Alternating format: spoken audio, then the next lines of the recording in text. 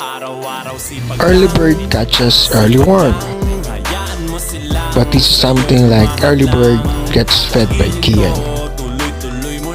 The panahon was fine, so we woke up early and had Kian experience a feeding frenzy with his farm animals.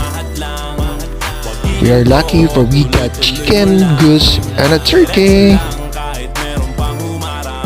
While in my time, we get only a bunch of chicken. During summer, I used to stay with grandma in the farm. Early morning and before dusk, with a cabo full of corn grits and a bangkito, I sat on the center of the pungsuan, scattered the corn grits around me, and enjoyed the company of chicken, relishing their sound